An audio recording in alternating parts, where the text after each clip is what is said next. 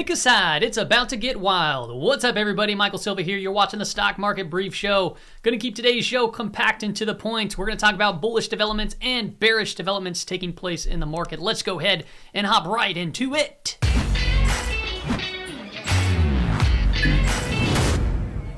All right, everybody, welcome back. So I'm going to be pointing out, like I said, bullish things taking place, bearish things taking place. I tell you what, it's literally a coin flip at this particular time.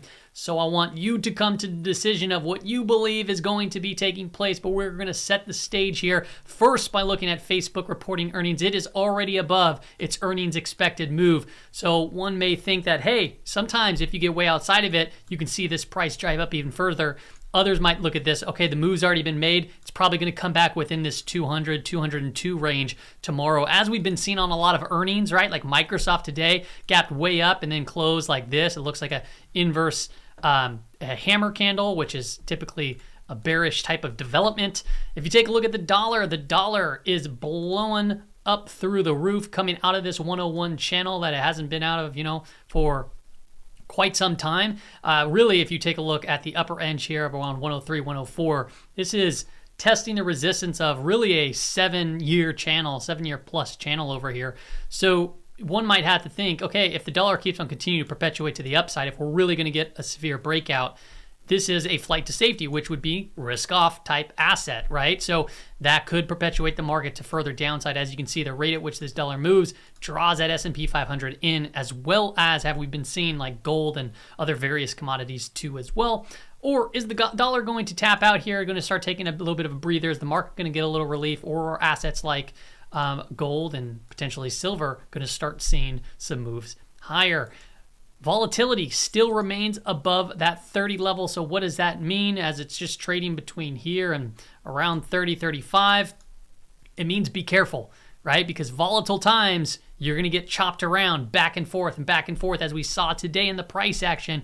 It got crazy. But not only that, the VIX above 30, we are now officially in backwardation. That right there means to me that we can continue to see more volatility and more selling as long as triggers are really hit here.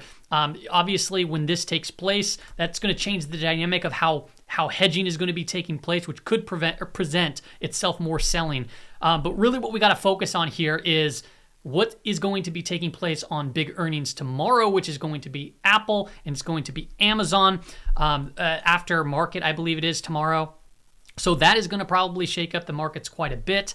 Look, I know there's a lot of bearish things building, and there's a point to that, right? Where we're going to go into bullish things here soon. Another thing here is the old fool indicator, and what I'm looking here is when the green line's trending below the blue line, that's bearish. We talked about it over here, right? And guess what? Bam, to the downside.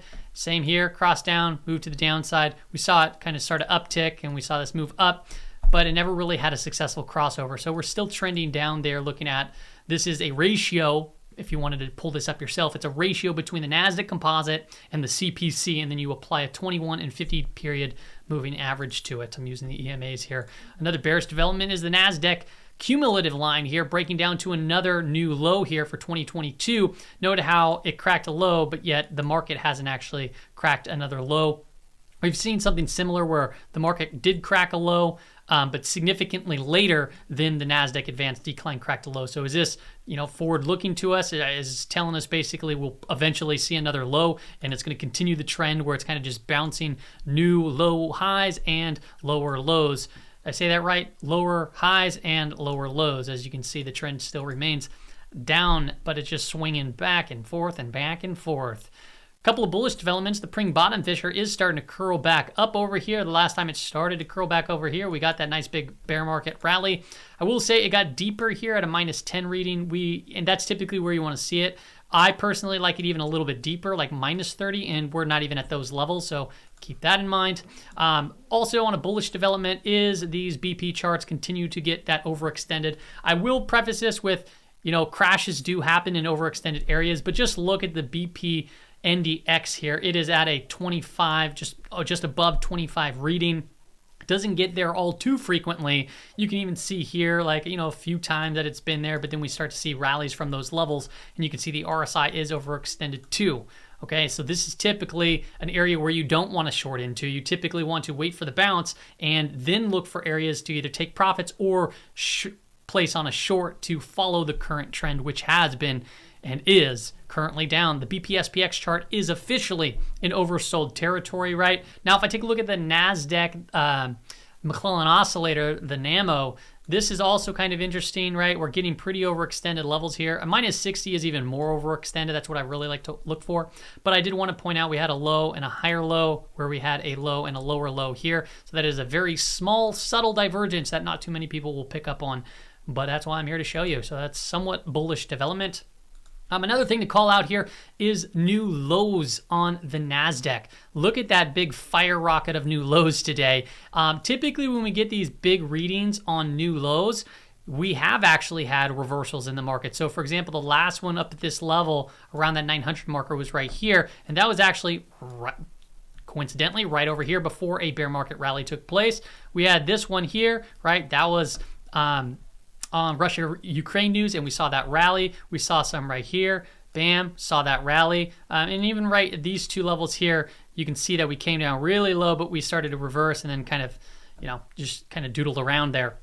So we are getting a high reading. It doesn't mean that it can't go higher and we can't crack these levels in the Nasdaq. Trust me, we can crack those levels at the Nasdaq, but this is why I'm saying pick a side here. I'm laying out very overextended readings on some of my signal charts. I'm showing bearish type developments in the VIX, right? And then also flights to safety, which I've already went over, which is the dollar. But talking about flight to safety, we'll see here what has been working. Well, if we look at relative performance, clearly consumer staples is one of the strong ones here. As you can see here, what's interesting? Soft drink names, they've been doing quite good. So like look at things like MNST, which is Monster, or Pepsi, PepsiCo. Take a look at those. Those charts actually look pretty decent. We'll see if those want to get hit or if they're going to stay up. TLT started catching a bid right into that 50-period moving average on the relative strength line, started to back off today, as you probably have all noticed. Defensive names continue to outperform. Now, ones that have taken a little bit of a lag here recently is XLV, XLU, which is utilities, healthcare, and then gold. So these are all areas that I am watching, I'm paying close attention to, and I'm getting ready to execute at some particular point in time when I believe that the time is right. Right now, when the VIX is above 30, anything can get hit. Unfortunately, anything could get hit. So if the VIX wants to just fly up to 40, fly up to 45 and fill a gap up there, guess what? You're going to see all of these get hit some more, or the majority of them get hit, okay? So still, from a relative basis, right, if the VIX wants to start coming off, these are levels and these are areas that you want to be paying close attention to, okay? Some bearish developments still that are taking place is the housing index. We've been talking about this one way back when, right, how it's been showing a negative divergence. Remember, the market was rolling up higher and higher. We're like, don't FOMO, right? This was one of the indicators. We said, hey, the S&P 500 is putting in a higher high right here, but the housing index, it's just not matching it, right? And then on top of that, while the market was rallying, look at what the housing index was doing. It was falling off a cliff. That right there was a very strong sign. The housing index is incredibly important. And if you're not paying attention to that, while the S&P 500 is making these dramatic moves, well, you're missing out on a big piece right there. And you can see, obviously, we did sell off and we sold off very hard, putting us right back down to these lows, retesting them, okay? Now, let's hop into semiconductors. This is kind of interesting type candle. This is a inverted hammer, but pay attention to where the inverted hammer is actually at, right? So on a move to the downside, this shows us that the bulls did step in intraday and then the bears were met. So basically this right here is a reversal type candle in a reversal type area. Doesn't mean that it's going to always play out, but you can see here this big red candle, reversal type candle. So if we have a green candle, this right here presents itself as a 3-bar morning star pattern, and that could indicate, hey, we might get some sort of a bounce here in semiconductors, as these are very important to watch and they've been cracking key levels, right? 240 crackdown. AMD is one that has a very similar type candle here, but you can also say, hey, this is actually somewhat of a very tight falling wedge. Maybe we will get that bounce. But keep in mind, even if we get a bounce here, you got to be tactical, because still at this particular point in time, we're still having lower lows and lower highs, okay? But be mindful that, hey, there's a very strong possibility that we can very well bounce in some of these big names here. If you take a look at the SPY, all right, I want to get into the SPY, another reversal type candle. Notice how we talked about yesterday, this, you know, the downside is muted, probably look for a bounce. Well, intraday, we got a bounce of around 1.5%. And we said to be tactical, right? So if you were able to take profits there on a bounce, cool, congratulations. If you waited the entire day, well, you're break even, okay? So the downside was muted. The bulls did show up today, but the bears did too. But we'll see really here what tomorrow wants to lay out for us as Facebook's already up. I think that it's possible that we come retest this high from this previous candle. If we start breaking above that high, then we could go lower. But keep in mind, the lower risk range, we're not too far off from that. We did hit it in the after hour session the prior day on the prior video, which I talked about that. And that was one of the indications saying, hey, this downside's probably muted. Hey, but perhaps we touch it in the cash market. We will see after hours right now trading. The market is currently up. So, you know, it's going to be, like I said, somewhat of a coin toss. Now, keep in mind, Amazon's reporting earnings, Apple's reporting earnings. This is why I'm saying it's somewhat of a coin toss, because we're on the brink of a big breakdown right here in the markets. All right, so if Apple reports poorly, or if the market perceives it as poorly and it gaps way down, guess what it's going to take with it? It's going to take the S&P 500. It's going to take, you know, big ETFs like VT, right? The World Fund. And the reason why is because the correlation between an Apple chart and VT is incredibly, incredibly well correlated, almost, you know, one for one for the most part. It's not quite, but it does reach those type of levels. I've showed that on prior videos. So if Apple gets cracked, watch out. Right? It's going to hurt the markets. Now, if Apple starts ripping to the upside and we get a big gap up, guess what that's probably going to do? It's probably going to relieve some of this downside momentum, but that doesn't mean we're out of the woods by any means, okay? So let me hop into the 15-minute time frame so you can get a clear picture here, what I'm looking at zoomed in, okay? First and foremost, price is still below that declining 5-day moving average. We did see a very tight falling wedge here. We broke out of it, and this might be that back test sort of area. You have positive divergence building in the RSI and the PMO. So what does this tell me? It tells me that the movement to the downside is just weakening a little bit. So this could be an area where it stalls out. But you know what's going to change that? It's going to change it all. What's going to change it all is those big earnings. So that's why I'm keeping today's video somewhat short today, is because there's literally a coin toss in the markets at this particular point in time. If you take a look at the Qs, very same situation, same type of candle. As you're cracking down to these prior lows, we're not too far off from the lower expected move. We did touch it or get close to it in the prior trading session.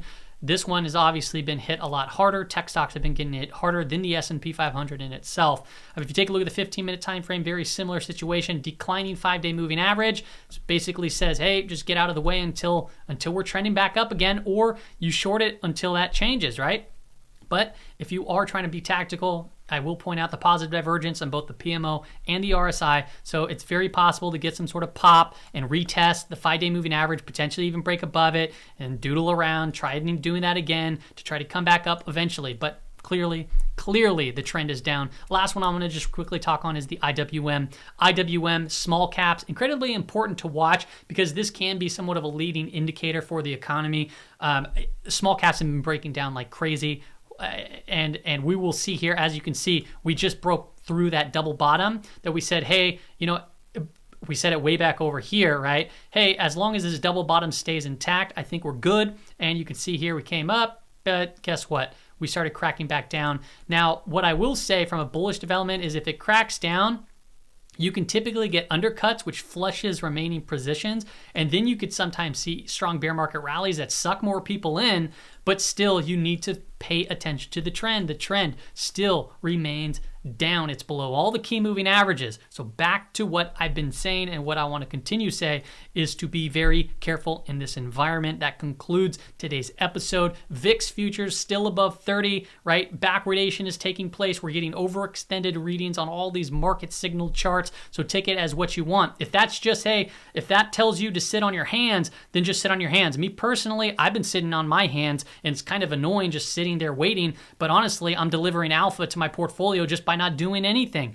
So if I want to get tactical, if you want to get tactical, just be mindful of the current trend of the markets. It's clearly down as of right now, but you don't really want to short in the hole, so don't short in the hole because you'll typically get some sort of bear market rally, and then you want to look for shorts, right? You want to short when the market's up in the downtrend, right? And then you want to obviously look for tactical areas to potentially buy long. But as it stands right now, we are still trending down. Hope that helps.